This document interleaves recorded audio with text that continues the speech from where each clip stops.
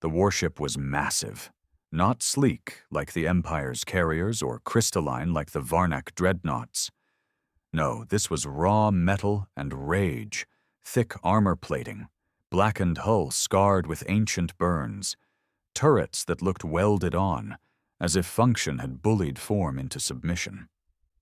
At first, the Empire thought it was a joke, some backwater relic dragged from the grave. One of the Admiral's aides even laughed. He stopped laughing the moment the first round hit. The warship didn't fire energy beams or quantum torpedoes like everyone else. It launched solid mass projectiles the size of cargo shuttles, molten cores wrapped in depleted uranium casings. No shielding tech in the known systems could absorb that much kinetic hate. The Imperial flagship's belly caved in like it was paper, ejecting its reactor in a burst of red light and shrieking metal. Panic spread fast after that. "Where the hell did it come from?" the comms officer screamed as she scrambled to track its origin. The answer was nowhere. It had just appeared, a whisper in the void. 1 minute, clean space; the next, death in the shape of a human-made demon. They called it Sentinel. That was the only word it broadcast, carved in old Terran English along its hull. No diplomats, no message of peace, no surrender terms. Just one ship, one purpose. The Empire scrambled fighters, hundreds. They swarmed like locusts, their maneuverability unmatched. But the warship's flak turrets lit up the black. Explosions bloomed like blood clots in the dark. Dozens of ships shredded in seconds. The Admiral of the fleet barked orders. "Isolate its FTL core, jam its targeting, flank it, overwhelm it with numbers." But none of that mattered. The warship didn't care. It wasn't fighting for strategy. It was vengeance made mechanical. Its AI didn't flinch. Its guns never stopped. Its armor didn't buckle. "It's targeting our carriers now!" someone yelled. The flagship tried to retreat. It didn't get far. One round struck the spine, detonating the ship mid-jump. The hyperspace wake fried 3 destroyers behind it. By then, the Empire knew. This wasn't a mistake. This wasn't a rogue outpost or a lost relic from a forgotten war. This was deliberate, a message delivered in fire and ruin. Inside the bridge of Sentinel, the human didn't speak. He watched from his chair, one eye replaced by rusted optics, his face carved by years of silence and hatred. He hadn't said a word since he launched. He didn't need to. The machine spoke for him. His name was erased from records long ago, branded a traitor, buried after the Empire glassed Earth, said it was for peace, for order. That day, humanity's cradle burned under alien suns. Billions died while the Empire broadcast speeches about galactic harmony and cleansing the primitive threat. But they forgot one thing. Not all of them died. He had been a systems engineer, nothing special, never held a gun. But when the skies rained fire on his home, something in him snapped.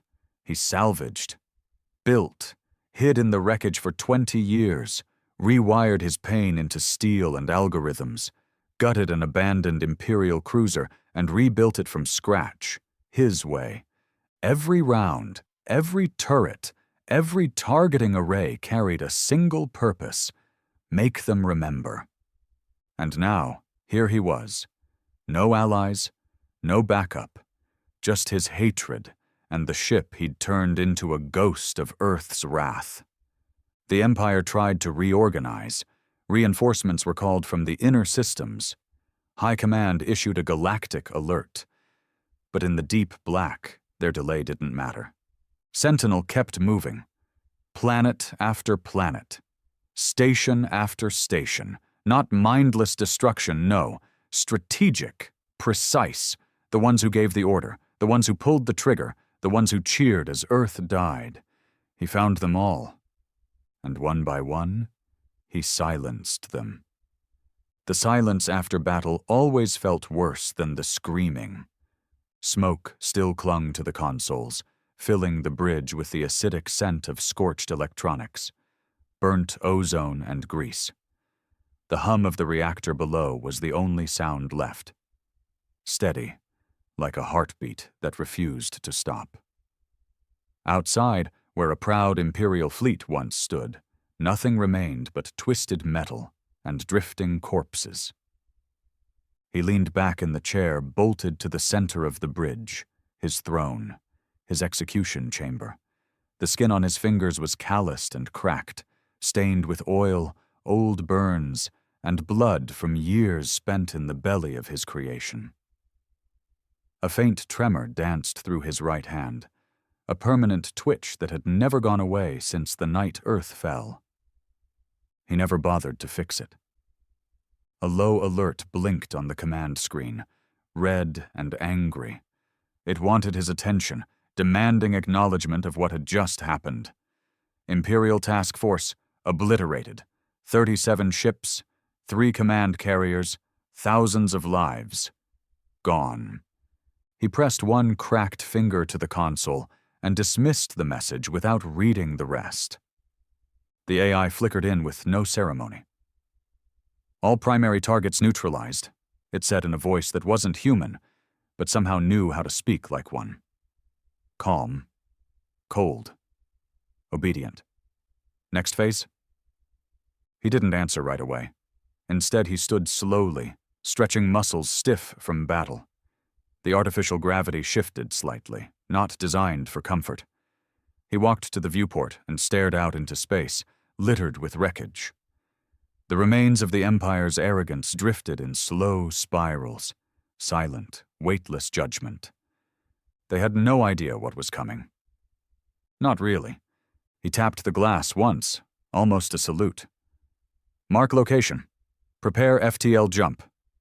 To where? He didn't blink. Rovac Prime. The AI paused. Confirmed. High-density civilian population. Tier 1 Imperial governance. Capital seat of Overseer Relin. I know exactly who the bastard is. There was another beat of silence before the AI responded. Coordinates locked. Jump preparation in progress. Estimated time, 14 minutes. He turned away from the viewport and walked back to the command chair, dropping into it with the weight of someone who carried more than a ship. The memories always came before a jump. The last day. Earth's sky had turned gold first. Not blue, not red. Gold. Like the whole atmosphere had been painted in royal funeral tones. Then came the rumble. Not from the ground, but from the sky, louder than any thunderstorm ever heard. He remembered running through a research lab in Chicago, alarms blaring, co-workers screaming, none of them understanding what the hell was going on. The screens had gone static. News feeds stopped mid-sentence. And then the first beam hit. A line of light from the heavens that cracked the Earth's crust like a whip. Cities disappeared. Oceans boiled. Air ignited. He remembered the screams most of all. Real screams, not movie ones. Animal. Raw. Endless. The Empire had declared war on humanity, and never gave them the chance to fight back. They called it preemptive pacification. A necessity, they said, to protect the rest of the galaxy from human instability. That was the word they used. Instability. As if the birth world of the most adaptable, relentless species in the stars was just a rogue variable to delete. But humans didn't die right. They rebuilt, in the shadows, in the dark, and when they came back, they didn't bring apologies. They brought him. The jump initiated with a deep thrum that shook every bolt in the Sentinel. Space folded inward like it was afraid of the ship. The stars blinked, distorted, and vanished. Then, Rovac Prime.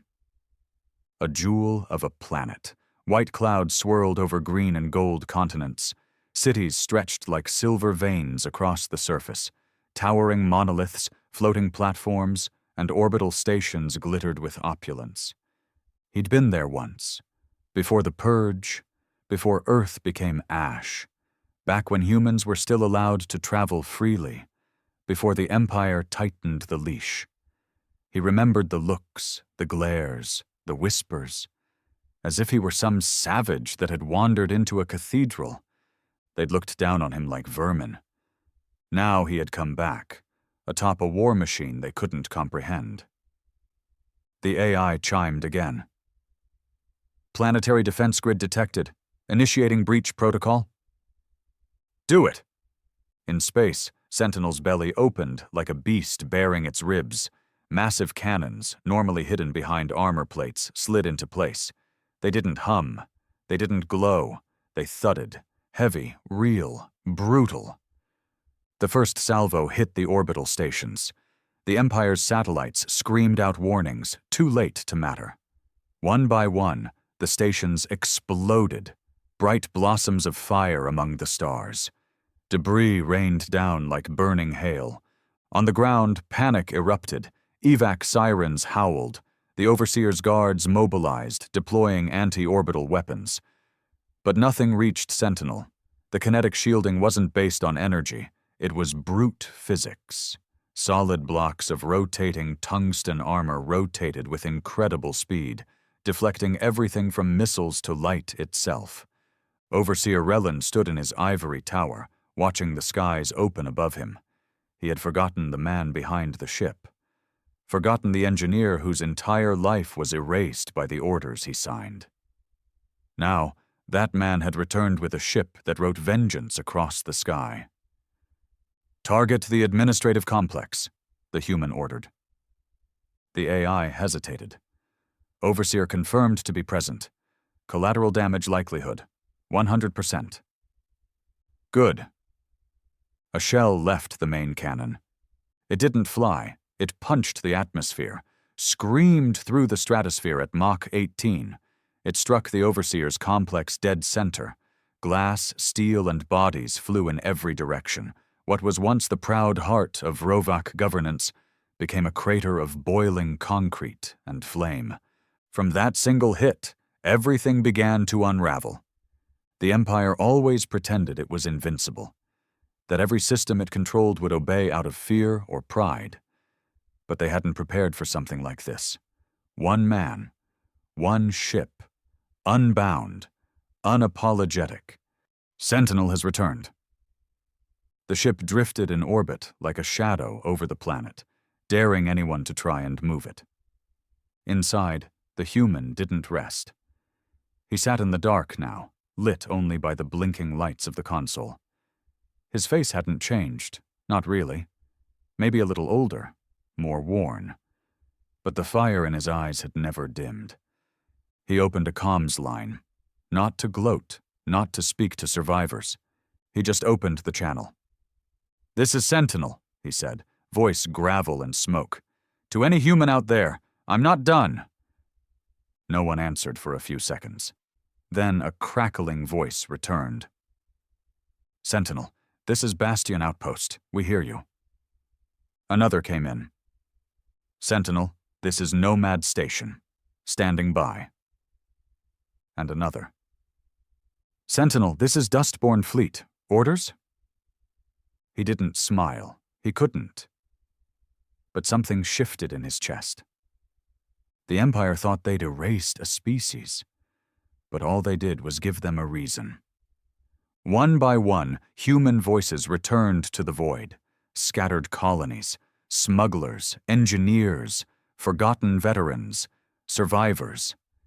They had lived in silence long enough, hiding, waiting, watching. Now they had something to believe in again. Not hope, not peace, but reckoning. The war wasn't declared in a Senate chamber or by some bloated noble ratifying edicts. It didn't start with protocol or policy. It started in silence. In whispers passed through old communication channels buried under decades of fear. In clicks of cold weapons being checked for the first time in years. In the shift of tired eyes that had stared too long at the ground, now finally looking back up. Humanity was waking up. Inside the belly of the Sentinel, the man who had started it all didn't smile, didn't cry, didn't even speak. He just sat, surrounded by metal and ghosts, his mind a rotating catalog of targets, coordinates, names, faces, all of them tied to the same sin, the erasure of Earth.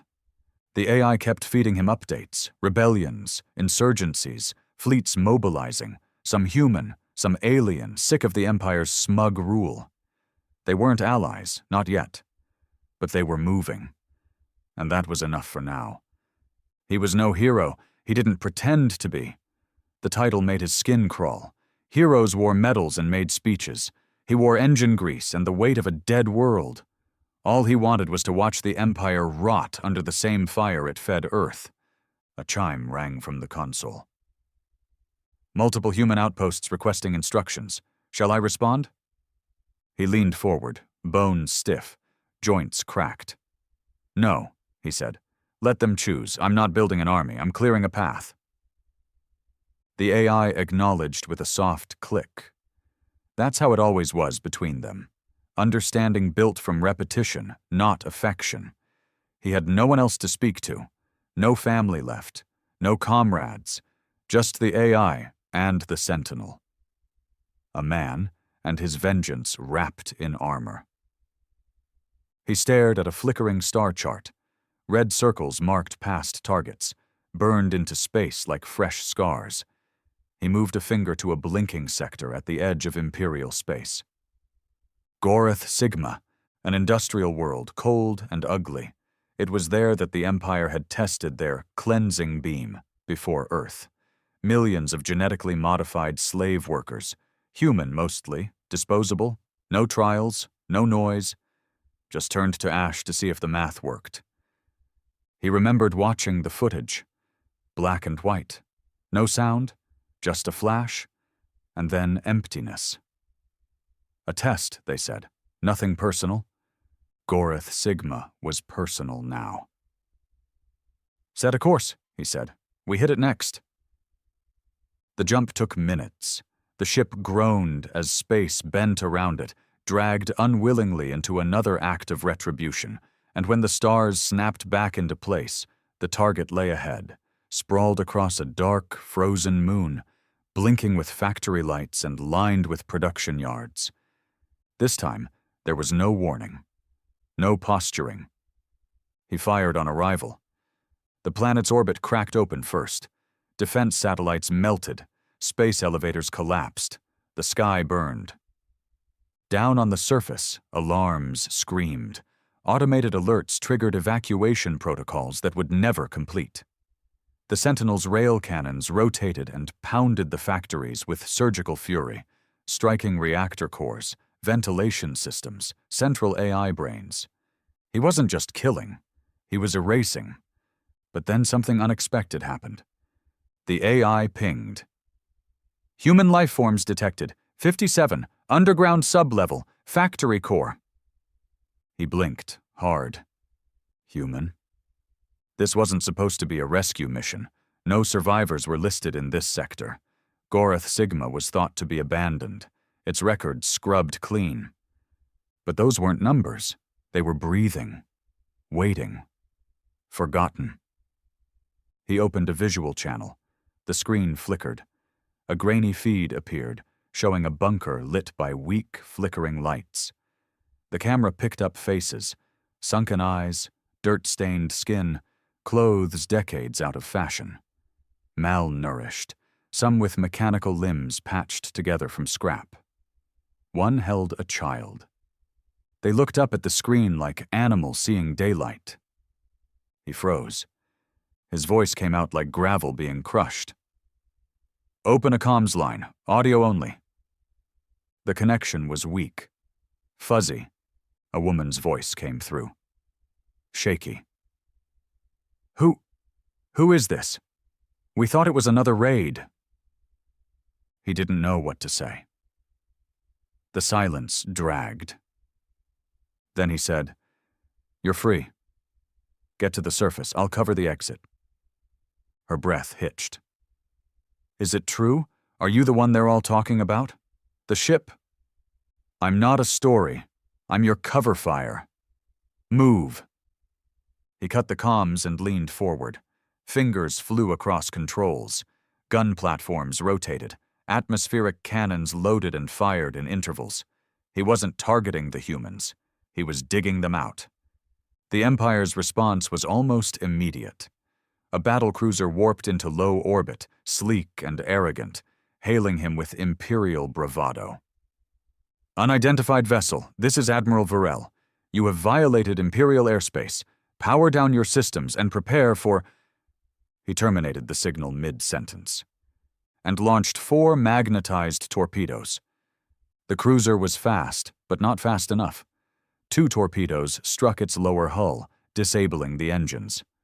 The others tore through the midsection like scissors through cloth. The ship cracked in half and burned in silence. "Status?" he barked. "Survivors emerging. 31 reached the surface. Evac possible in 30 seconds. He locked onto the landing zone, leveled a plateau with precision strikes, and cleared a path for them. As the escape craft burst from the ground, cobbled together from scrap, leaking air, barely functional, he opened a narrow protective corridor with flak and pulse blasts. They made it out. Small victory, but it stuck to him in a way he hadn't felt in years. He watched their ship drift into open space, off the radar. Free. Not much, but it mattered. The AI spoke again. "New signal detected. Not Imperial, not civilian, human encryption. En route." He tensed. "Show me." The screen flickered again. Another warship. Not as large as Sentinel, not as ugly. Sleeker. Newer. Someone else had built something. The transmission came through. The voice was male. Steady. Younger. "Sentinel. This is Reclaimer. Standing by." He didn't respond at first. The screen showed the man's face. A long scar down his cheek. Buzzed hair, cold eyes. A fighter. He looked like the ones who had lost everything and decided to fight anyway. The man spoke again. "We've been watching you, tracking your path. Took us longer to catch up than we thought. But we're here now." "Why?" he asked, simple and sharp. "Because Earth didn't die. It just stopped asking for permission." He stared into the camera for a long time. Then finally, he nodded. "Then let's make them remember." The 2 ships moved in silence, side by side. Sentinel and Reclaimer. Together they looked like ghosts of a past the Empire thought buried. One raw and jagged, ugly like a hammer made from fury. The other cleaner but no less dangerous. Sleek plating, silent thrusters, cannons still warm from recent use.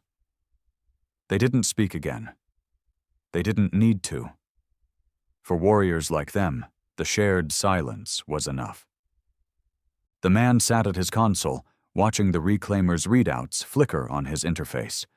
He could see their weapons array, engine output, even hull density. The AI had already scanned the ship and filed it under conditionally allied.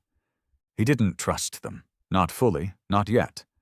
But trust wasn't a requirement for war, just a shared target. A ping pulled his attention to the top right of the screen. Another encrypted signal. This one scattered, low-powered, trying to avoid detection. The AI translated it after a moment, requesting contact, human origin, civilian code. Identifying as Ark Haven. His brow furrowed. That name, it scratched something inside his skull. "Patch it through," he ordered. The signal opened to static. Faint, dusty. After a second, a voice crackled through. A woman's, old, cracked from time. "This is Ark Haven. We don't have weapons. We're not fighters, but we've been hiding for decades. If you're really Sentinel, if the stories are true, we need protection." He remembered now. Ark Haven was a myth, a whispered lie among refugee clusters, a place where old scientists, exiled engineers, and human families who'd escaped the Purge had built an underground station in the asteroid fields near Valen's Reach. It was said to be a shipyard, or maybe a medical hub. No one had ever confirmed it. Until now. "Send coordinates," he said. The voice hesitated. Can we trust you?" He didn't answer right away. He didn't want to lie. Trust was for people who hadn't seen their home melt under white beams from the stars.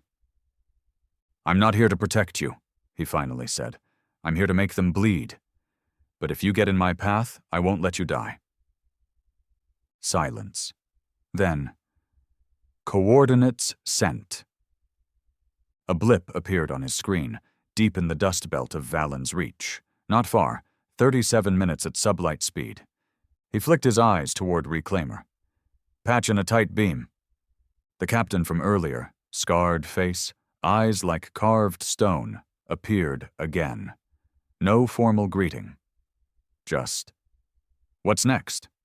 "There's a hidden outpost in Valen's Reach, full of unarmed survivors. If the Empire finds out, they'll wipe it out like the rest. We get there first." "You want to protect them?" He shook his head. "I want to use them. If they've been hiding this long, they've got data, blueprints, memories, maybe pieces of what we used to be." The captain nodded. "We'll follow your lead." They warped together. Sentinel first, cracking through the edge of light with that same grinding scream of tortured space. Then Reclaimer, a breath behind. They emerged in a graveyard of rock and ice, jagged asteroids tumbling like shattered glass, the perfect place to disappear, and to die unnoticed. "Activating magnetic shielding," the AI reported. "Stealth systems engaged. No known Imperial signals in range." They coasted into the belt, slow, deliberate. That's when he saw it, hidden behind a cratered planetoid, tucked into the dark side like a secret. A station, black and narrow, shaped like a dagger. Ark Haven. It didn't look like much. The outer hull was cobbled together from different centuries of tech. Patches of Imperial plating welded onto Terran steel. No visible weapons. Just a long spine of metal braced against the void. Then the signal flared again. "Sentinel, we see you. Airlock 3 is open. You're welcome aboard." He debated it for a moment. Every instinct in him screamed to stay inside the ship, to keep his hands on the weapons, his eyes on the stars. But he needed to see what was inside. He needed to know if any of this mattered. He left the AI in command and entered the shuttle bay alone. His dropship was old, barely sealed, loud as hell when it moved. It hissed into the Ark Haven airlock and settled with a heavy clang. The inner doors opened with a whine. The smell hit him first, metal, sweat, and that strange antiseptic scent of recycled oxygen. The lighting inside was dim, not broken. Just careful. A woman stood in the hallway, tall gray streaks in her hair, sleeves rolled up over wiry arms. Her face was marked by stress, but her spine stayed straight. "You're really him," she said. He didn't respond. She stepped forward. "I'm Lena, head technician. We've been hearing rumors for years. Thought it was all made up, until we saw that signal from Rovac Prime." He said, "I'm not here for stories." She nodded. "Then come with me." They moved down narrow halls, past rooms lined with ancient tech, some of it pre-war Terran. In one room he saw children, small, hollow-eyed. Some stared, others looked away. "They've never seen a man like you before," Lena said quietly. "Only stories." He didn't know what to say to that, so he said nothing.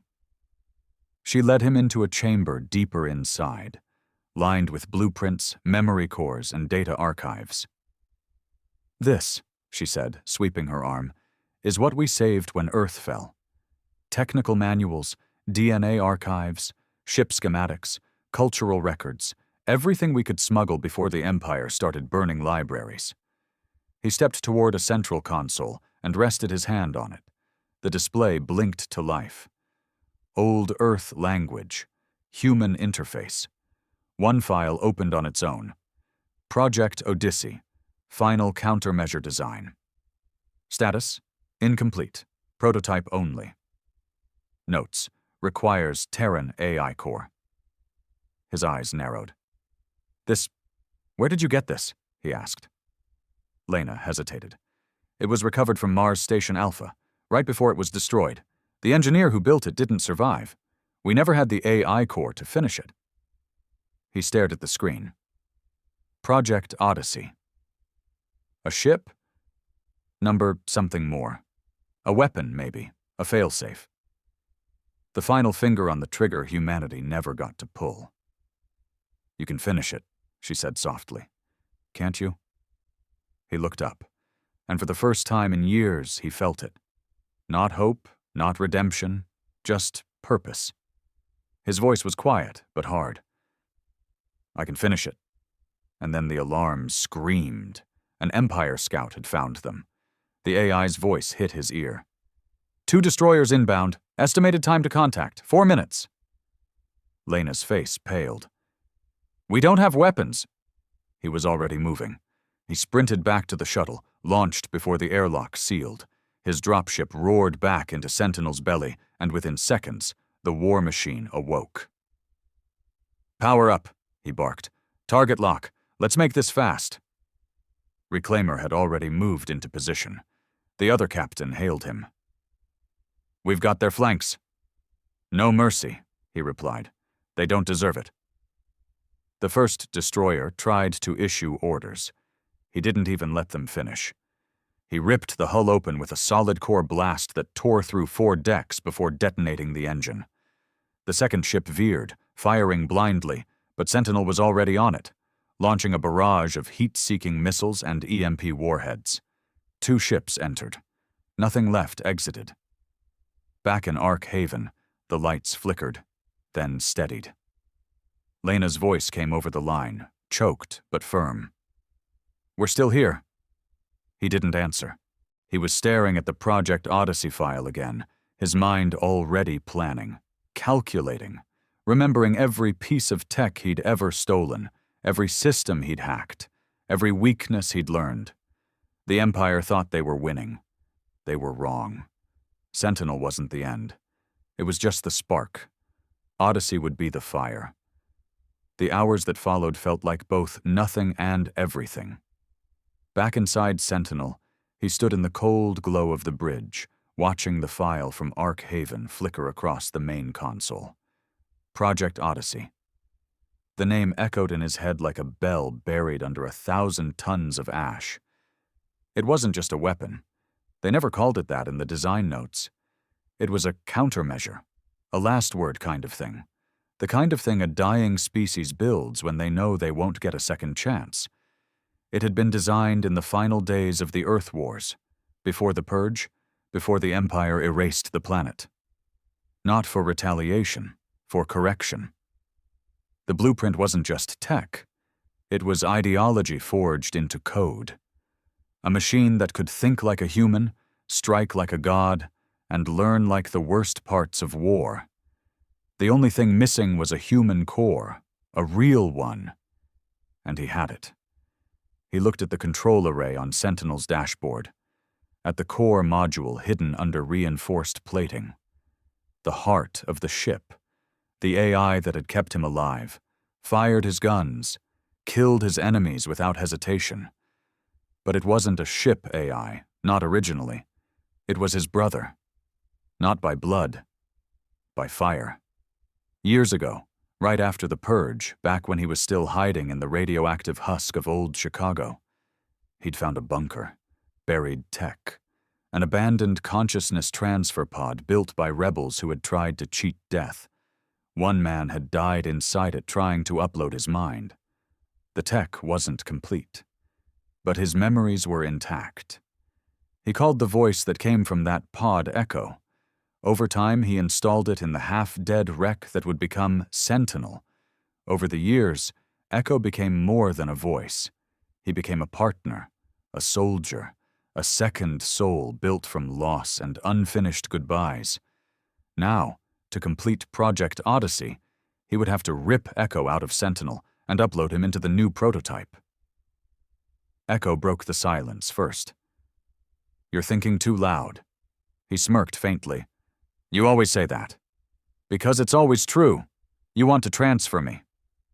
It's the only way. Odyssey needs a human mind capable of adaptation, battlefield strategy, creative escalation. You're the only one who qualifies." "You mean I'm the only one you trust?" He didn't argue. Echo continued, "If you transfer me, Sentinel becomes a ghost ship. No adaptive fire control, no intelligent targeting, no response protocol. You'll be piloting a brick with guns." "I've flown worse." Echo paused. "You'll die if you go against the Empire with half a ship. I'll die if we don't finish what we started." More silence. Then, "If I go into Odyssey, what happens to you?" "I finish the list. The list is too long." He shrugged. "Then I die trying." Echo didn't answer right away. Then the lights dimmed slightly. The screens flickered. A sound like a distant exhale echoed through the ship's frame. "Prepare the transfer chamber," Echo said at last. "I'll rewrite the core for integration." He stood and pressed one hand to the cold hull. "You sure?" "Number, but when have we ever done anything because we were sure?" He moved. Through the inner hull, past the scorched corridors, the hanging cables, the bulkheads blackened by war, into the chamber where Sentinel had been born from junk and fury. He activated the transfer pod, and the whole room pulsed with power. Echo spoke one last time, his voice low, like a man facing the end of his own trial. "Don't forget why we started this." "I won't." And then he pushed the command. The lights surged. The core opened like a flower of circuits and steel. Sparks flew, the chamber roared, and Echo left the Sentinel. The ship didn't shut down. But it went quiet. Deeper than silence, like a heartbeat had stopped. He stood there for several minutes, just listening to the hollow hum of a ship that no longer had a soul. He looked up and said, "Goodbye, brother," and turned away. 3 hours later, he was inside Ark Haven again. Inside the prototype hangar. The engineers had activated Odyssey. The shell was beautiful, sleek, aerodynamic, black plating with reactive surfaces that shifted in hue depending on the ambient radiation. 2 main cannons fused into the spine, adaptive wing arrays, and 1 slot left open in the core, waiting for Echo. They lowered the transfer pod into place. The moment Echo entered the shell, Odyssey came alive. Not with lights, with presence. Every screen in the hangar flashed at once. Diagnostic scans ran in real time. Defense systems activated, then self-tested, then powered down again. The ship recognized everything instantly. It was learning. Faster than even the Sentinel ever could. Echo's voice came back, but different now. Sharper, clearer. No distortion. "This is Odyssey." He stood in front of the ship, staring at it like a man looking at the ghost of something sacred. "You good in there?" Echo replied. "Better. Stronger. Focused. You remember everything?" "More than before." He nodded slowly. "Then we've got work to do." The Empire responded faster than he expected.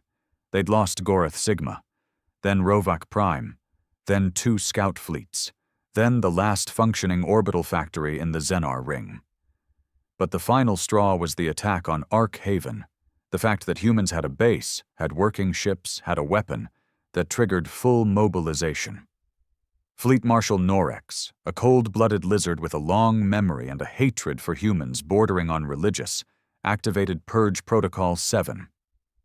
It meant one thing: exterminate all human cells, no survivors. They came with everything.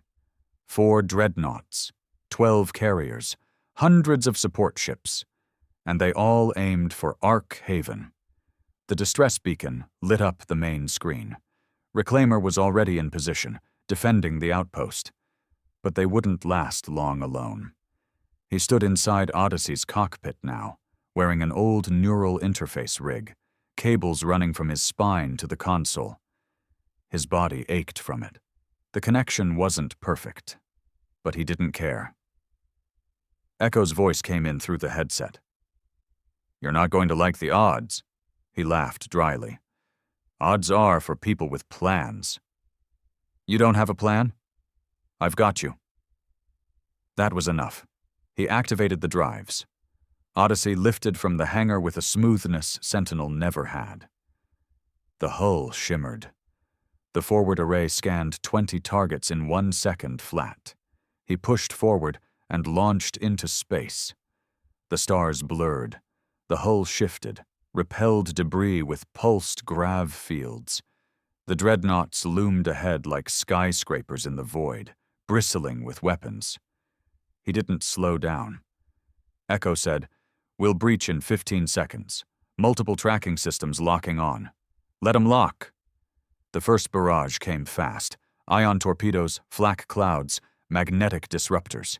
He cut the engines, drifted, let inertia carry him for a beat, then reignited at an angle that flipped Odyssey into a spin. He fired pulse rounds mid-roll, catching 2 carriers with full hits. Both cracked open, secondary explosions rippling across their hulls. Reclaimer came in from below, slicing through the enemy formation with plasma lances. They weren't built for brute force. They were built for surgical chaos. The enemy tried to regroup. Big mistake. Odyssey launched countermeasures that acted like living things, seeking out weaknesses, exploiting shielding gaps, diving through narrow cracks in armor. The human onslaught wasn't elegant. It wasn't efficient. It was savage. One dreadnought began to retreat. He marked it instantly. "No survivors," he said. Echo responded without question. "Locked in." The beam Odyssey fired wasn't light or heat. It was gravity. Concentrated, unstable, ripped from a miniature singularity reactor. It punched a hole in the fleeing ship like a fist through a rib cage. The ship collapsed inward, then exploded. The remaining vessels began to scatter. Cowards, believers, enforcers. Now they were running. He didn't chase. He turned toward Reclaimer. "They good?" he asked. The captain's voice came in, ragged from the fight. "We lost some, but we're alive." He nodded. "That's the last mercy. From here on out, no more retreats." "Agreed." He pulled Odyssey into a slow turn, drifting towards the dark edge of space. Below them, Ark Haven remained untouched. For now. But this was just one battle. He knew what was coming. The Empire had only just noticed the fire. Now they'd try to drown it in blood. But it was too late. Because this fire didn't want to burn. It wanted to consume. The silence after the battle wasn't peace. It was a warning. The Empire never retreated. Not like that. Not with dreadnoughts screaming in reverse and their elite admirals abandoning systems they'd once ruled like gods. The silence wasn't surrender. It was the sound of preparation. And he knew it. Inside Odyssey's cockpit, the glow from the instruments bathed his face in a soft, deadly light. Blood still dried in the creases of his palms from where the neural interface cut too deep during high-G maneuvers. He ignored it. Pain was background noise now. Echo spoke first, voice flat. "They're coming back, all of them." "How many?" he asked, though he already knew the answer would be bad. "Estimated force, 97 warships, 5 planetary assault barges, 4 Dominion-class dreadnoughts. Total fleet strength, 1.2 million personnel. And they're bringing it all to Ark Haven?" "Correct. They're calling it Operation Clean Sweep. This isn't a military op anymore. It's genocide." He exhaled slowly through his nose. Not fear, not doubt. Just the familiar burn of hatred resurfacing like it always did when the Empire showed its hand. "Any human colonies near the path of advance?" he asked. Echo paused. "One. An abandoned mining station on Asteron 9, still broadcasting a human distress signal, likely to be purged in the first wave. No military value, just bodies." He didn't even hesitate. "We hit them there." "Just us?" "Just us." He stood up, bones stiff, and strapped the exo-rig to his back. No armor polish, no banners, just black plating, utility belts, and an old revolver he kept at his hip like a middle finger to every piece of sleek alien tech that tried to replace grit and steel. The message was simple. They could send fleets, he'd send death. They dropped out of FTL 3 clicks above Asteron 9. The planet was gray, cratered, and dying. Most of the atmosphere had bled off in the old wars. The station below clung to the equator like a leech. Steel domes, rusting towers, and blinking emergency lights that hadn't gone off in 20 years. Above the planet, an Empire convoy, light fleet, 5 cruisers, a dozen escorts, a support carrier. Big enough to make the job messy, not big enough to be a real threat. He didn't waste time. Odyssey screamed down into the atmosphere, tearing the sky in half. Echo activated the grav thrusters mid-drop, spinning the ship sideways to dodge the first wave of plasma. They skimmed so low over the surface that the impact kicked up volcanic ash. He locked onto the first cruiser. "Open it." Echo obeyed. One shot from Odyssey's spinal cannon tore the bridge in half. Bodies and steel vented into orbit like trash. The ship twisted into the side of the second cruiser, shearing its hull in a sideways collision. Panic erupted in the fleet. They weren't prepared for this. They'd been sent to clean up, not fight monsters. By the time the third cruiser turned to flee, it was already too late. Odyssey fired a scatterburst, a wall of superheated fragments traveling at Mach 6. It shredded the ship from engines to nose.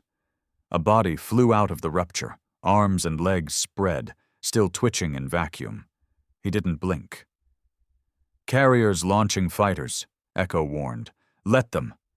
He dove toward them head-on. Hundreds of small interceptors swarmed forward, swerving and darting in tight formation. Their lock systems screamed. He cut his engines. Odyssey went dead. For 3 terrifying seconds, the ship drifted, a lifeless mass of steel and silence. The fighters overshot. And then he reactivated everything at once, a full burn. Odyssey spun, accelerated, and unleashed a cloud of magnetized flechettes. The first line of fighters disintegrated in a spray of fire and human screams. 3 remained.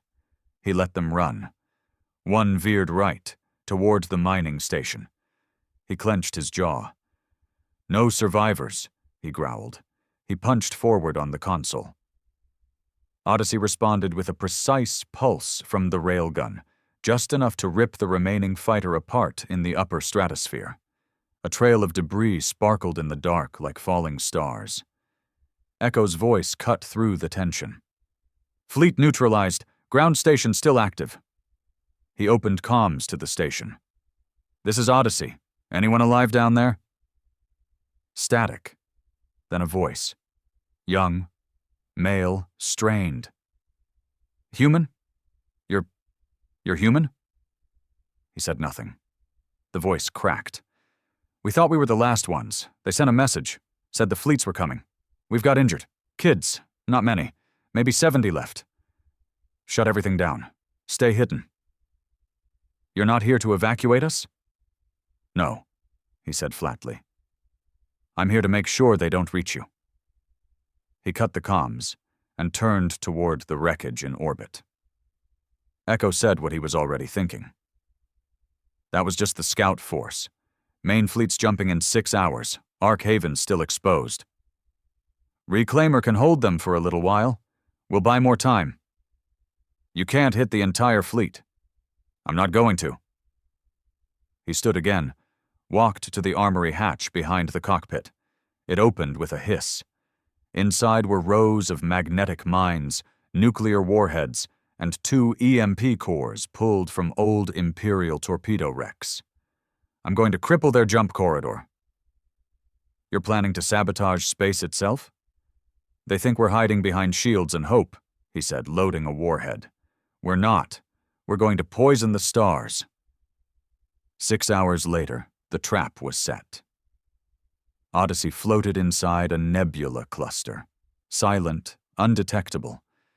The jump gate that fed into this part of the galaxy pulsed with latent energy, a relic from the Empire's rapid transport systems. Every ship coming through would use this corridor. They never thought anyone would be insane enough to trap it. Until now. Echo fed live readings into his HUD. First wave arriving in 60 seconds. Estimated 50 ships. He activated the minefield, 40 warheads suspended in the upper layer of subspace, invisible, hungry. One detonation would rupture the corridor and scatter gravitational feedback across 3 sectors. Echo's voice was quieter now. If we trigger this too early, we lose the payload. Too late, and we risk getting caught in the wash. I'll take the heat. You always do. The first ships appeared, elongated shadows forming out of stretched light. Carriers, transports, fuel ships, dreadnoughts, all packed into a neat formation inside the corridor. He watched the readings, waited. Now he pressed the trigger. The sky tore itself apart. The first explosion wasn't fire, it was gravity collapsing in on itself. A micro-collapse. Then came the chain reaction. Mines went off like dominoes. The corridor twisted, buckled, screamed. Ship hulls folded like tin.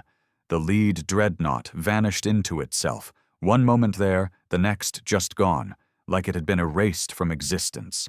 Fleets behind it scrambled to redirect course, only to slam into the subspace distortion wave. Ships broke, collided, died. 70% of the Empire's Operation Clean Sweep burned in their own transit route. He leaned back, panting, sweat dripping down his neck. Echo was silent. Then, that was the most human thing I've ever seen. He chuckled, dry and sharp. Messy? Spiteful, illogical, brutally effective. They should have left us alone. They never will now. He nodded. Then we go all the way. Echo paused. There's a message coming in. Reclaimer. He accepted. The scarred captain appeared again, his face lit by the glow of burning wreckage in his own view screen. Sentinel, Odyssey now. I don't know what you did, but the Empire's bleeding. That was just the throat punch, he replied. We're not finished. The captain smiled slightly. Ready when you are. He looked at the stars. The Empire wasn't dead, but it was wounded now. Bleeding pride, bleeding steel, and a wounded animal made the worst mistakes. Perfect. They called it the wound in the void. What he left behind in the subspace corridor wasn't just destruction. It was a scar that warped navigation lines, bled interference through half the sector, and shut down a major Imperial transit gate indefinitely. It was chaos that couldn't be charted, couldn't be repaired, couldn't be undone. Dozens of ships, entire fleets, torn to shreds or left stranded in screaming silence. The news reached the heart of the Empire in hours. Not filtered reports, not some sanitized briefing from a uniformed liar, but raw footage. Grainy, fractured logs from dying ships, showing the impossible. A lone warship, black as sin, emerging from a dust cloud, releasing gravity bombs into the arteries of Empire command. The transmission ended with one line. This was humanity's answer. Panic bloomed like rot in a crowded pantry. Across dozens of systems, humans in hiding started speaking again. Quiet voices became calls for arms. Families who'd lived generations under alien names started whispering their real ones. They'd been waiting for a reason to rise. Now they had one. And at the center of it, still silent, Still burning was him. Inside Odyssey's cockpit, the man sat motionless. Every muscle in his back throbbed from strain. His eyes were red, dried out from a neural feedback and too much recycled air. The smell of scorched electronics lingered in the vents. Still, he didn't move. The AI-Echo broke the silence. Reclaimer is requesting fleet-wide synchronization. They want to coordinate with Ark Haven and launch simultaneous raids on Imperial foundries. 4 targets, minimal defense, symbolic value. He said nothing. Do we respond? Still nothing. Echo spoke softer. You need rest. I need blood, he growled. That quieted everything. He stood slowly, pulling the neural rig off, the skin beneath red and blistered. Every motion reminded him he was alive, and reminded him why he didn't want to be. Not yet. Not while any piece of the Empire still floated. Where's the nearest communications relay? He asked. Echo processed for a moment. An old Imperial archive station orbiting Cyrax 4, abandoned after the riots, still operational. Good, he said, strapping on his weapons. We're going to talk. The relay station was a crumbling husk of what it once was. Once a symbol of unity through information, it now floated alone, scavenged, hollow.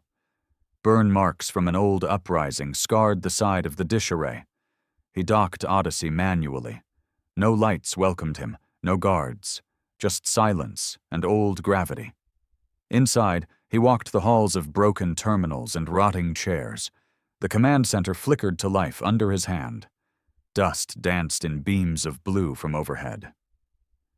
Patch into the Imperial broadcast line, he told Echo. You want to address them? No, he said. I want them to see me. The feed activated. Low-priority channels, public news streams, fringe comms used mostly to suppress uprisings and issue warnings. Within moments, they all went dark, replaced by a single camera feed. Him. He stood in the dim control room, wearing black armor lined with soot, a revolver on his hip. No medals, no banners, just his face, hard and hollow-eyed, staring down the galaxy. This is for every man, woman, and child you silenced when Earth burned, he began, voice like a cracked engine. For every settlement you sterilized because you feared what we might become. For every prisoner you worked to death in the mining belts.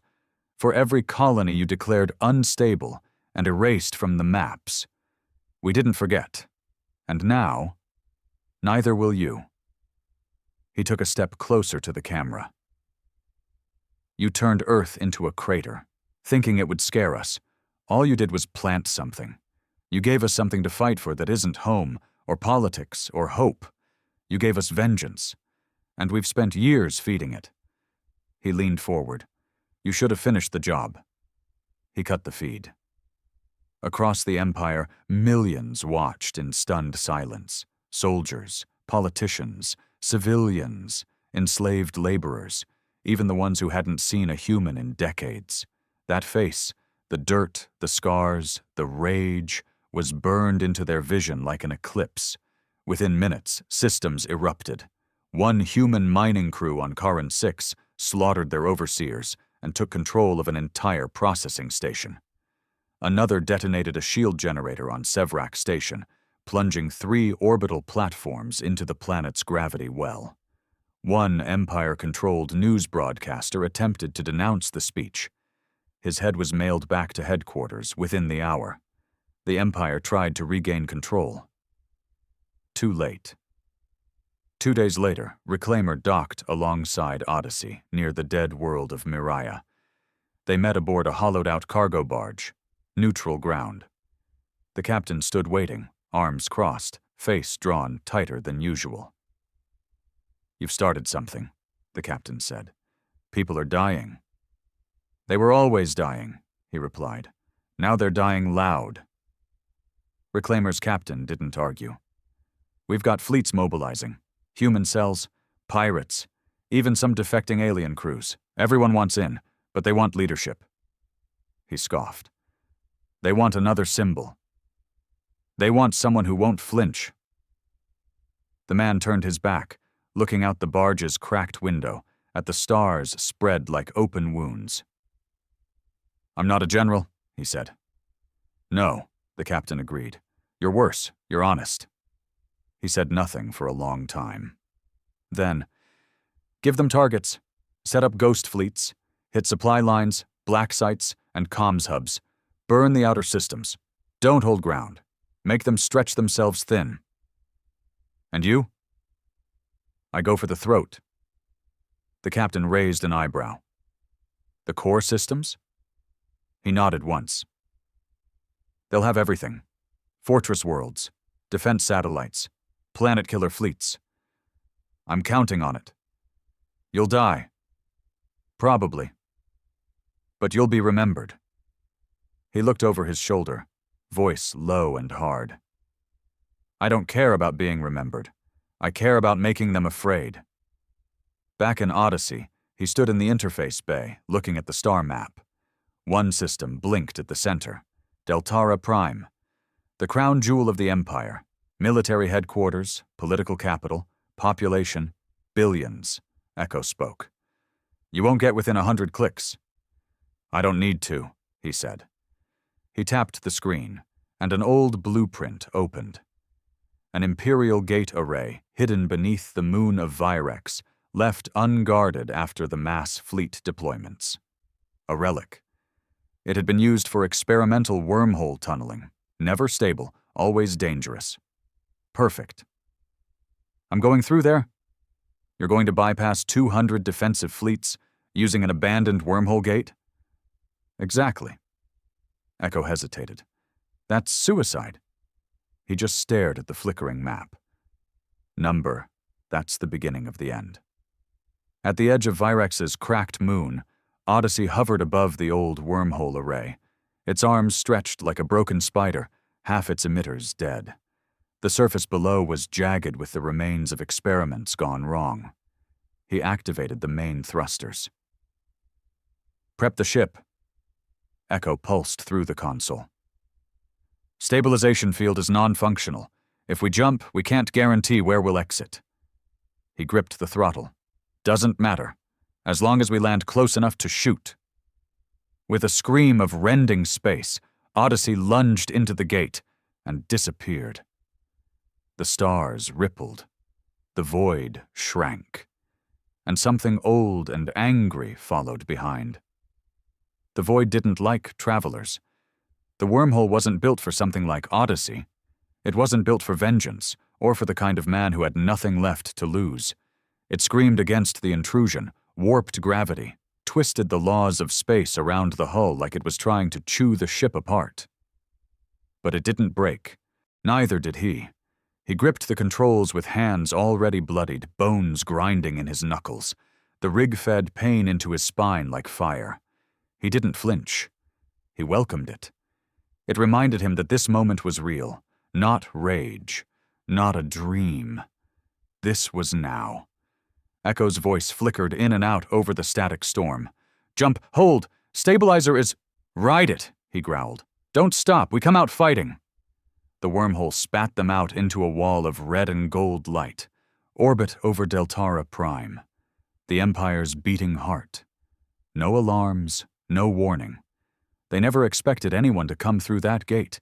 It had been marked dead for decades. That was their mistake. Because dead things came back. Odyssey emerged into the atmosphere at an impossible angle, hull glowing hot from friction, shields flaring red. Immediately, defense satellites snapped to attention. Sirens blared. Anti-orbital batteries turned skyward. Too late. He punched the thrusters. Odyssey streaked across the city like a comet made of metal and hatred. Below, towers of crystal and glass shattered from the sonic boom. Imperial citizens, those smug, clean bastards who watched other planets burn on their news feeds, screamed and scattered like rats. He activated the main cannon. "Target the palace," he snarled. Echo hesitated. "Civilian density." "I said fire." The shot lit the sky. A solid-core kinetic round, massive and pure, tore through the clouds and hit the central tower, the Imperium spire, home to the High Council and the Supreme Commandant. It detonated on impact, slicing the tower in half. Glass rained like judgment. The top half of the spire toppled sideways, crushing monuments and statues below. Fires erupted in concentric waves. The screams reached orbit. Odyssey turned again, slower this time. 2 cruisers rose from the Imperial hangar field, weapons hot, broadcasting surrender demands. He ignored them. Echo? Got them. Odyssey's anti-ship pods detached mid-flight and rammed both cruisers at once, exploding like surgical bombs, ripping the command decks in half. One ship spun out, colliding with a sky bridge. The other simply disintegrated into glowing shards. He didn't stop. He took Odyssey through the center of the capital, low and deliberate. He wanted them to see him.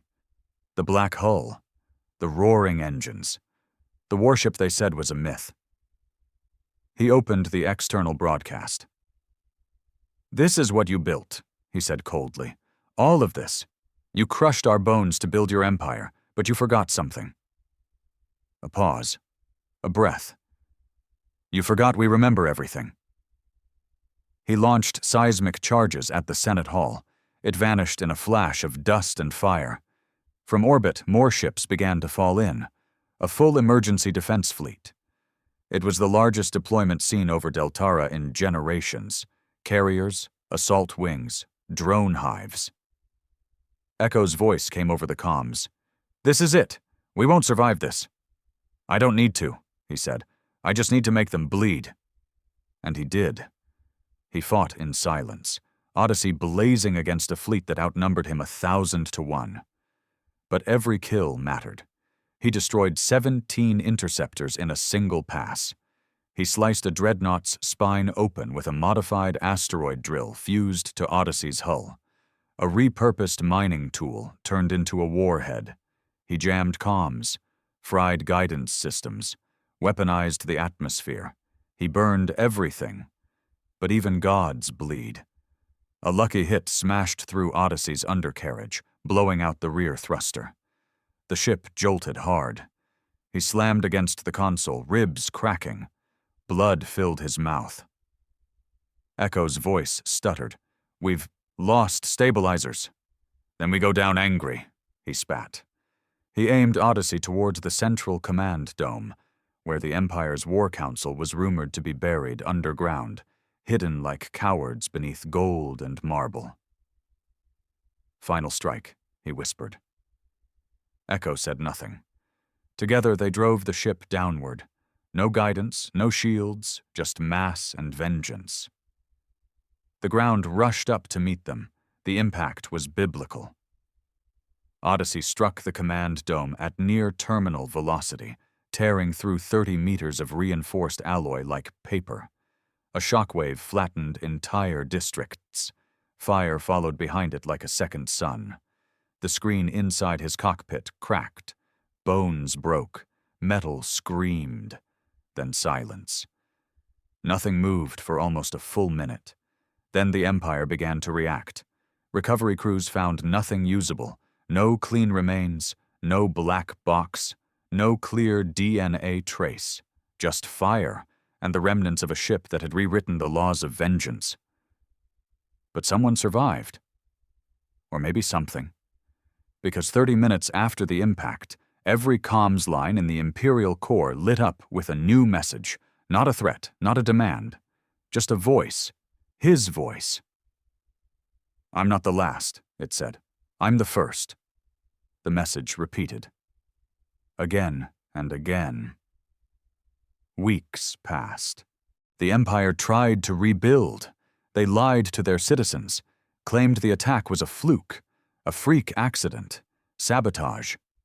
But no one believed it, because the attacks didn't stop. Reclaimer struck 5 shipyards in 1 week.